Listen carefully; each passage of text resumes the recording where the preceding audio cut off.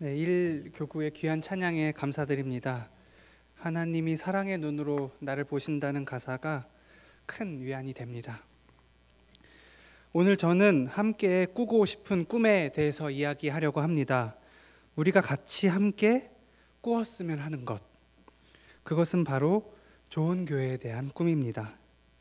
우리 교회가 좋은 교회가 되었으면 좋겠다는 것, 또 좋은 교회가 많아졌으면 좋겠다는 꿈, 그것을 나누려고 합니다. 교회면 교회지 또 뭐가 좋은 교회입니까? 맞습니다. 교회면 교회지 좋은 교회가 따로 있겠습니까?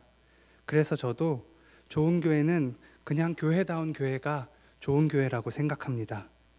교회가 교회다우면 좋은 교회 아닌가? 교회다운 교회가 많아지면 좋은 교회도 많아지는 게 아닌가? 그렇다면 마지막으로 교회가 교회답다는 건 뭘까? 교회는 무엇을 보고 교회라 하는 것일까? 이 질문의 대답은 예수님께서 십자가에 달리시기 전 예루살렘 성전에 들어가셔서 이사야서를 인용하시며 사람들에게 하셨던 짧은 외침에서 찾고자 합니다. 내 집은 만민이 기도하는 집이다. 오늘날 교회를 설명하는 많은 옳은 대답이 있지만 이 시간 우리는 예수님의 이 말씀에 주목해 보고자 합니다. 내 집은 만민이 기도하는 집이다. 수년 전에 제가 종로에 있는 기독교 회관에서 근무를 할 때였습니다. 화장실 문을 연다는 게 청소 도구 한 문을 여는 거예요. 보통 비슷하고 옆에 있잖아요. 한 번씩 그런 경험 있으시죠? 청소 도구 한 문을 딱 열었는데 그러니까 청소 도구들이 아주 빽빽하게 놓여져 있는 작은 공간이었습니다. 불빛도 어둡고 사실 잘 안 보여요. 문 열자마자 잘못 열었다는 거 알죠? 근데 그 짧은 순간 저는 거기에 사람이 있다는 걸 눈치를 채게 됐습니다. 그리고 문을 바로 닫기까지 얼마 되지 않는 그 짧은 순간에 안에 계셨던 분이 누구시고 그분이 거기서 뭘 하고 계신지까지 다 순간적으로 눈치채게 됐습니다. 그분은 제가 오가면서도 인사를 수줍게 나누던 분이셨고 제가 근무하던 7층 전체를 청소하던 아주머니셨는데 그 청소 도구들이 있으면 거기 사이를 비집고 언제 갖다 놓으셨는지 성경책을 놓으시는 그 작은 책상과 거기서 무릎 꿇고 기도하시는 그분을 보게 되었습니다. 저는 그 장면이 너무 인상 깊어서인지 그날 하루 종일 그 아주머니 생각을 했던 것 같습니다. 그리고 그날 저녁에 일을 마치고 집에 오기 전에 들른 서점에서 이리저리 읽을 책을 고르다가 저도 모르게 제목에 이끌려서 고르게 된 책이 있었는데 자크 엘릴의 기도와 현대인이라는 책이었습니다. 책을 꺼내 목차를 살펴보고 또 다시금 표지에 있는 제목을 바라보다가 문득 책 제목 기도와 현대인이라는 이 두 단어가 서로 퍽 이질적인 조합인 것 같다라는 생각을 했습니다. 기도와 현대인, 참 둘 다 쉽지 않은 단어인데 둘 다 참 고고하고 고상한 단어인데 이 둘이 만만치 않은 단어가 서로 만나 있다라는 느낌이 들었습니다. 무엇에 끌렸는지 한참을 그 제목을 보다가 결국 그 책을 사서는 집에 오는 길에 다 읽었던 기억이 납니다. 물론 벌써 오래전 일이라 자세한 내용은 기억에 남지 않습니다만 다만 그날 제가 청소 도구 함에서 봤었던 그 아주머니, 기도하시던 그 아주머니, 그리고 집에 오는 길에 샀던 책 기도와 현대인이라는 책 제목만 기억에 남을 뿐입니다. 기도라는 책을 쓴 오쿠무라 이치로 신부는 이런 말을 했습니다. 기도를 잃어버린 현대인은 노래를 잃어버린 카나리아와 같다. 여러분, 이 말이 어떻게 들리십니까? 기도를 잃어버린 현대인은 노래를 잃어버린 카나리아와 같다. 최근에 광풍처럼 밀려온 비트코인 열풍은 돈의 가치가 하루에도 수십 배나 요동치는 일렁임을 통해서 빠르게 변하는 현대 사회의 풍경을 단적으로 보여주고 있습니다. 이러한 현대인의 삶 속에서 기도란 무엇일까? 기도를 잃어버린 현대인은 노래를 잃어버린 카나리아와 같다라는 말은 우리가 얼핏 듣기에 그 말이 무슨 뜻인지 단숨에 알아들을 것 같으면서도 또 한 번은 다시 생각해 보게 되는 것은 아마도 우리가 기도를 잃어버린 현대인 속에 살고 있기 때문이요. 나 역시 때로 기도가 낯설어질 만큼 바쁜 하루를 살아가는 현대인이기 때문은 아닐까 생각해 봅니다. 그 작은 청소 도구방에서 두 손을 모으고 기도하시는 그 이름 모를 아주머니의 모습을 다시 떠올려 보면서 오늘날 현대인과 기도의 상관관계가 무엇인지를 같이 생각해 보고자 합니다. 현대인에게 기도는 무엇일까? 방금 언급했던 오쿠무라 이치로의 책 기도에는 이런 시가 실려져 있습니다. 제가 한번 낭송해 보도록 하겠습니다. 어머니와 아들이 하루 온종일 이야기를 하고 있는 것 같지만 참 이야기란 그렇게 하는 것이 아니랍니다. 그래서 장을 보고 돌아오는 길목에서나 아니면 빨래를 끝낸 다음 다만 10분간만이라도 이렇게 집 밖에 나가서 이야기를 나누어 보는 것입니다. 그것 때문에 부드러운 나무 그늘이 있고 그것 때문에 빈 벤치가 있습니다. 저자는 이 책의 이 시를 수록하면서 이렇게 질문합니다. 이 시는 왜 참 이야기를 그냥 이야기와 구분하여 말하는 것일까? 왜 밖에 나가 벤치에서 이야기하는 것은 참 이야기이고 늘 나누는 이야기는 그냥 이야기라고 하는 것일까? 저자는 이 시를 설명하면서 이 모자가 벤치에 나가서 이야기한다고 특별히 다른 내용으로 이야기했을 거라고 생각하지는 않는다고 본인도 말합니다. 오히려 무슨 내용을 이야기했는지가 아니라 어떤 상황에서 한 이야기인지가 참 이야기를 만든다고 말합니다. 어떤 상황이냐? 이 시는 참 이야기를 나누는 상황을 이렇게 단순하게 표현합니다.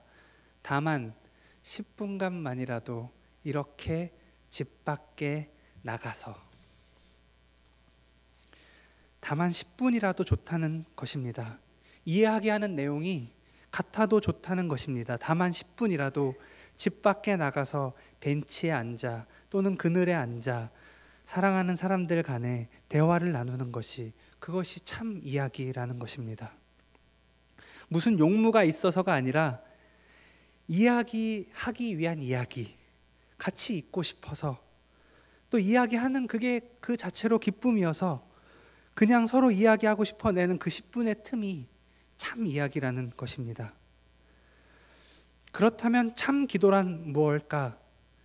이렇게 말하면 아무래도 신학적으로는 상당히 문제가 있는 표현이겠지만 그래도 용기를 내어 이 시에 빗대어서 표현해 보자면 이렇습니다. 참 기도란 다만 10분이라도 이렇게 하나님과 이야기 나누기 위해 틈을 내어 하는 기도, 그것이 참 기도다. 무엇을 기도하느냐 하는 기도의 내용이 중요한 게 아니라 지금 기도하고 있다는 그 사실이 중요한, 기도하는 것만으로도 기쁨이 되는 그런 기도. 이것이 바로 기도를 잃어버린 현대인을 위한 기도의 틈이 아닐까요? 물론 우리의 호흡이 기도가 되고 그래서 내 삶이 곧 기도가 되는, 하나님과 매 순간 동행하는 그런 삶이 기도하는 사람의 삶이겠지만 그럼에도 가끔은 그 청소 도구함에서 마주친 아주머니의 기도가 문득 생각이 날 때가 있습니다. 그분도 청소하시면서 기도하셨겠죠. 밥 먹으시면서도 하셨겠고 출퇴근하시면서도 하셨겠죠. 매 순간 주님을 의지하며 기도하는 삶을 사셨을 것입니다.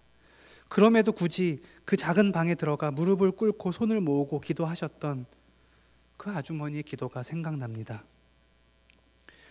우리도 삶 속에서 하나님과 늘 교제하며 산다지만 그래도 틈을 비집어내어 따로 시간을 내어 하는 기도가 우리에게 필요하지 않습니까? 이것은 마치 어디에 비교하면 좋을까? 여보, 우리 차 한잔 하면서 이야기합시다 하는 이야기가 운전하면서 하는 이야기라든가 또 출퇴근에 바쁜 준비물 챙기면서 하는 대화와는 사뭇 다른 것처럼 말입니다. 교회도 이렇듯이 주님의 사람들이 와서 기도하는 곳이 아닐까요? 내 집은 기도하는 집이라 하셨던 예수님의 말씀처럼 우리가 평소에도 기도하지만 그러한 일상의 틈을 내어 기도하러 오는 곳, 오늘 낮 예배 때 주신 말씀처럼 기도를 배우러 오는 곳, 기도를 훈련하러 오는 곳이 교회가 아니겠습니까? 주님, 저 오늘 기도하러 왔습니다. 어제 자기 전에도 기도했고 오늘 아침에도 기도했지만 하루 종일 CCM 음악 들으면서도 기도했지만 이렇게 주님께 또 다른 기도를 드리러 왔습니다. 그렇게 교회는 틈을 내어 기도하러 오는 이에게 오늘 이 시처럼 부드러운 나무 그늘이자 빈 벤치가 되는 것입니다. 그런데 그 교회는 그냥 기도하는 교회가 아니라 만민이 기도하는 교회라고 합니다. 만민이 무슨 뜻일까 찾아봤더니 모든 민족, 모든 사람을 뜻하고 있었습니다. 여기에는 차별이 없습니다. 교회는 모든 사람이 와서 기도하는 곳이라는 것입니다. 오쿠무라 이치로는 그의 책 기도에서 어떤 기도의 좋은 정의에 대해서 소개를 합니다. 제가 한번 읽어보겠습니다. 기도는 하나님을 예배하고 하나님의 은혜에 감사드리며 죄의 용서와 그 은혜를 구하기 위하여 마음을 하나님께 들어 올려 이야기하는 것이라고 말합니다. 그 이치로 신부는 이 기도의 정의, 완벽한 기도의 정의를 소개하면서 이렇게 말합니다. 오늘날 이 정의 그대로 기도하는 사람이 누가 있는가? 아름답고 완벽한 기도의 정의를 찾기 이전에 기도의 가장 밑바닥에 있는 것이 무엇인지를 물어볼 필요가 있다고 합니다. 여러분, 기도의 밑바닥에 무엇이 있는지 아십니까?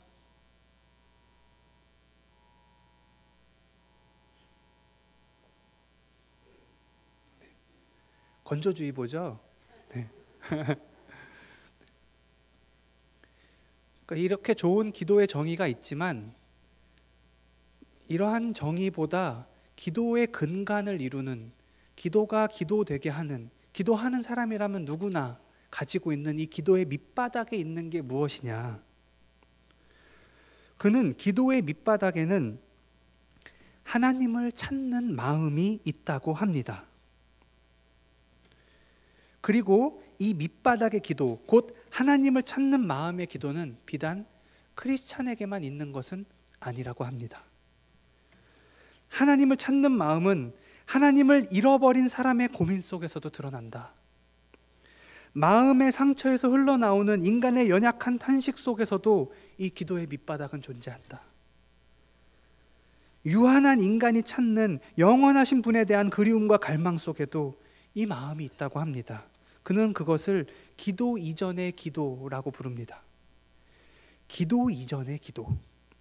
하나님을 잃어버린 사람도, 지금 믿음은 없으나 하나님을 마음에 그리며 고민하는 사람에게도, 또 지금 고난 중에서 탄식하며 부르짖는 사람에게도 이 기도 밑바닥에 있는 것, 하나님을 찾는 마음, 그 진실한 기도의 문으로 들어서려는 기도 이전의 기도가 있다는 것입니다. 조셉 크로닌의 소설 천국의 열쇠를 보면 두 사람이 나오는데 주인공인 치점 신부라는 사람이 임종을 앞둔 사랑하는 친구 의사입니다. 탈록과 나누는 대화가 들어있습니다. 여기서 탈록은 크리스찬, 소위 말하는 교회 다니는 사람은 아닙니다. 탈록은 죽기 전에 오랜 친구인 치점 신부에게 이렇게 말합니다. 친구여, 나는 아직도 신이 믿어지질 않는다. 우리는 탈록의 말에서 그의 솔직한 고민을 봅니다. 아직도 신이 믿어지지 않는다는 말은 역설적으로 그동안 신을 믿기 위해 찾아왔다는 말이기도 합니다. 역시 친구였던 치점은 그에게 이렇게 말해줍니다. 인간이 살면서 괴로워하는 것, 그게 곧 회개하는 것 아니겠소? 치점은 임종을 앞둔 눈앞에 둔 탈록에게 기도의 밑바닥에서 하나님을 찾아온 그의 삶에 대하여 새롭게 평가해주고 있는 것입니다. 네가 살면서 고통을 겪을 때, 네가 탄식 속에 있을 때, 그 탄식이 하나님을 찾는 기도가 아니고 무엇이냐, 친구야.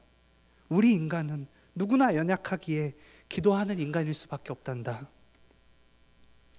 이러한 눈으로 오늘 본문 속 주님의 말씀을 다시 읽어보고자 합니다.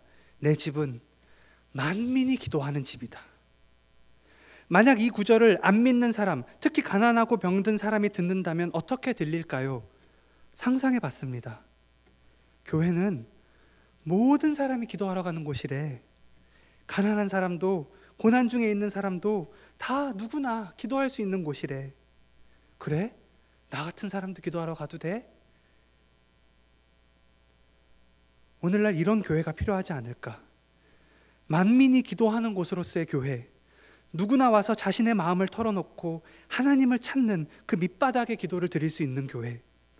오늘날 교회의 문턱은 그만큼 낮은가? 낯선 이에게, 특히 고난받는 이에게 만민이 기도하는 교회로서의 문이 열려 있는가? 깊이 성찰해 볼 일입니다. 두 가지를 말씀드렸습니다. 하나는 틈을 내어 기도하는 것. 그래서 그러한 참 기도를 하기 위해 모이는 교회. 그리고 두 번째는 기도 이전에 기도를 하는 사람들, 기도의 밑바닥에서 하나님을 찾는 모든 사람들에게도 열려있는 교회. 죄송합니다.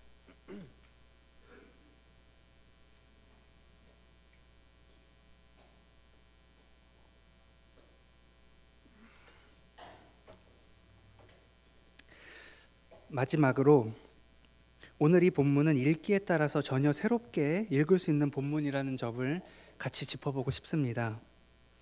오늘 본문이 기록된 이사야 56장 7절을 보면 만민 앞에 작은 숫자 1이 적혀 있는 것을 보실 수 있을 겁니다. 그 1을 따라서 그 페이지 맨 밑을 보면 각주가 달려 있는데 거기엔 이렇게 적혀 있습니다. 만민을 위하여 기도하는 집. 그러니까 이 말은, 이 구절이 이렇게도 번역될 수 있다는 말인데, 곧 우리가 읽은 본문의 읽기에 따라 만민이 기도하는 집으로 읽을 수도 있고 만민을 위하여 기도하는 집으로 읽을 수도 있다는 말입니다. 여기서 우리는 이것이 옳으냐 저것이 옳으냐 선택하는 것도 좋지만 이것도 저것도 모두를 아우르는 종합적인 태도를 취해보고자 합니다. 그렇습니다. 교회는 만민이 기도하는 집이자 동시에 만민을 위하여 기도하는 하나님의 집입니다. 만민을 위해 기도하는 교회를 두고 특별히 우리 영남교회를 생각할 때 저는 독일에 있는 성 니콜라이 교회가 떠오릅니다. 성 니콜라이 교회는 독일 라이프치 한복판에 있는 오래된 교회입니다. 그 교회는 1982년부터 매주 월요일 오후 5시마다 평화기도회를 열었습니다. 그러던 중 세월이 지나서 한 7년 정도 지났을까요? 1989년 9월 4일에 그날도 어김없이 평화기도회가 열렸는데 동시에 대규모 거리 행진이 펼쳐졌습니다. 사람들은 기도 평화기도회가 마치고 교회를 떠나지 않고 모여 있었었는데 사람들이 하나 둘 모이기 시작하더니 그것이 거리 행진으로 변하게 된 겁니다. 그래서 경찰들이 와서 해산을 명령하고 흩어지십시오 하니까 사람들이 아랑곳하지 않고 더 많이 몰려든 겁니다. 그래서 1000명의 시민들이 자유와 평화를 외치는 시위를 벌이게 됩니다. 그 후로 2개월 동안이 독일 통일의 운명을 결정짓는 아주 중요한 순간이 되는데 매주 평화기도회에 더 많은 사람들이 모이게 되면서 10,000명, 20,000명, 급기야 12만 명이 넘는 평화 시위로까지 번지게 되었고 마지막 모였던 그 평화기도회 후에는 독일 사회주의 권력의 중심이었던 에리 호네커 수상이 물러나고 그로부터 3주 후에는 여러분들이 아시는 베를린 장벽이 무너지는 일이 발생하게 된 것입니다. 성 니콜라이 교회로부터 시작된 평화의 기도가 독일의 통일과 평화를 이끌어내는데 동력이 되었던 것이죠. 왜 영남교회를 보면서 성 니콜라이 교회가 떠오르는가? 우리 교회의 창립일은 1952년 8월로 대한민국이 한국전쟁을 겪고 난 뒤 정전을 선언한 7월 27일 바로 다음 달에 창립된 교회입니다. 이것은 우리 교회가 전쟁을 중단된 해에 세워진 교회로서 아직도 완전한 평화를 누리지 못하고 있는 이 한국 땅에 평화를 위해 기도하는 상징적인 교회가 되었으면 하는 바람이 있기 때문입니다. 만민을 위하여 기도하는 영남교회, 특별히 갈라진 남과 북으로 인해 고통받는 이 민족의 평화를 위해 기도하는 교회가 된다면 얼마나 멋질까? 그리하여 독일을 통일로 이끈 성 니콜라이 교회처럼 이 땅에 평화가 오는데 영남교회의 기도가 있었습니다 하는 소문이 들려온다면 정말 춤을 추고 기뻐할 것 같습니다. 제가 준비한 원고는 여기까지입니다. 좋은 교회에 대해서 말씀을 드렸지만 우리 교회는 지금도 좋은 교회라고 생각합니다. 지난 4년 하고도 2개월 저는 교회에 있으면서 마치 하나님의 사랑을 받듯이 많은 사랑을 받았고 또 많이 배웠습니다. 먼저는 저희 가정을 받아주시고 교역자 부부로 섬기게 해주신 것도 잊을 수 없습니다.